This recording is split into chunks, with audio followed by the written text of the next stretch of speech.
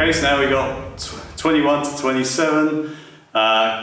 It steps back from 22 to 21, so there's no issues with linking it. Instead of just coming forwards, he just steps back out of the way of the thrust. So I'm in 21, he raises the strike, I come forward and thrust, he steps back. Now he does a high thrust here. I step back offline, turn that over, 23.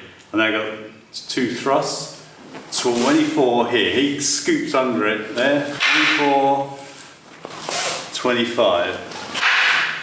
And then I pull back and double time, he thrusts, strike.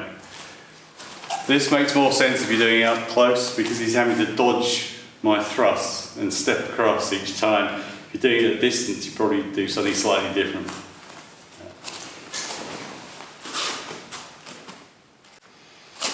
22, 23, 24, 26, 27.